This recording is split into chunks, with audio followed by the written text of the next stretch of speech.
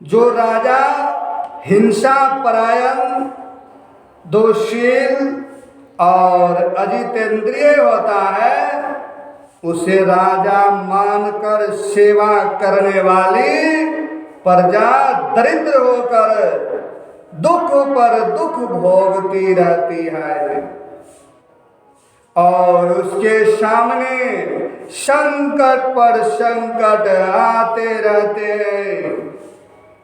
परीक्षित, इसी प्रकार अपने दूसरे और तीसरे बालक के भी पैदा होते ही मर जाने पर वह ब्राह्मण लड़के की लाश राजमहल के दरवाजे पर डाल गया और वही बात कह गया।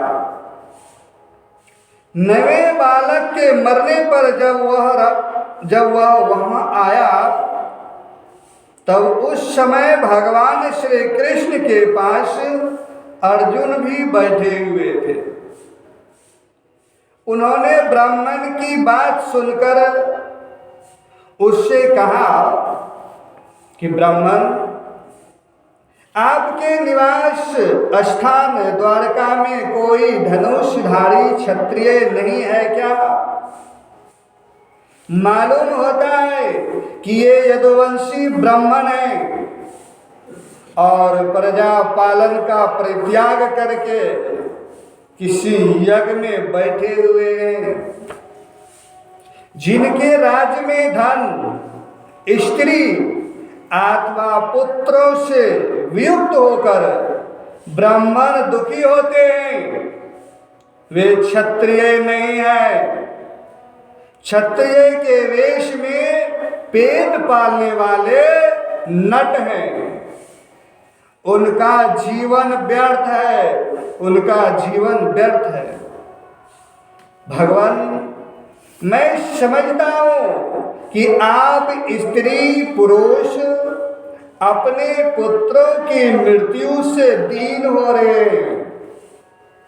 मैं आपकी संतान की रक्षा करूंगा। यदि मैं अपनी प्रतिज्ञा पूरी न कर सका तो आग में कूद कर जल मरूंगा और इस प्रकार मेरे पाप का प्रायश्चित हो जाएगा।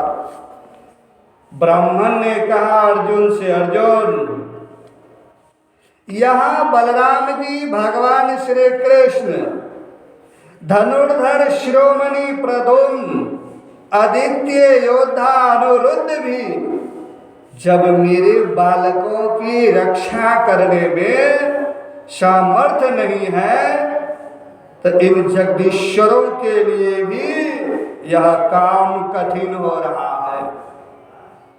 तब तुम इसे कैसे करना चाहते हो? सचमुच यह तुम्हारी मूर्खता है। हम तुम्हारी इस बात पर बिल्कुल विश्वास नहीं करते। अर्जुन ने कहा, ब्राह्मण, मैं बलराम श्री कृष्ण अथवा प्रद्युम्न नहीं हूं। मैं हूं अर्जुन, जिसका गांडीव नामक धनुष विश्व विख्यात है। ब्राह्मण देवता, आप मेरे बल पौरुष का तिरस्कार मत कीजिए। आप जानते नहीं, मैं अपने पराक्रम से भगवान शंकर को संतुष्ट कर चुका हूं। भगवान, मैं आपसे अधिक क्या कहूं? मैं युद्ध में साक्षात मृत्यु को भी जीत कर आपकी संतान ला दूंगा।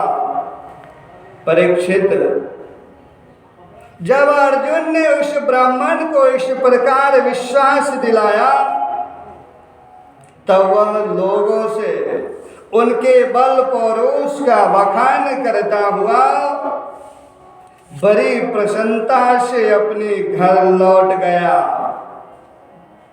प्रसव का समय निकट आने पर ब्राह्मण आतुर होकर अर्जुन के पास आया और कहने लगा कि इस बार तुम मेरे बच्चों को मृत्यु से बचा लो।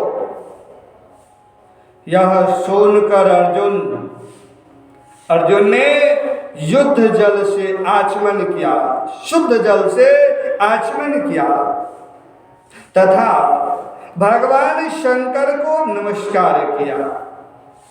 फिर दिव्य अस्त्रों का स्मरण किया और गांडीव धनुष पर डोरी चढ़ाकर उसे हाथ में ले लिया।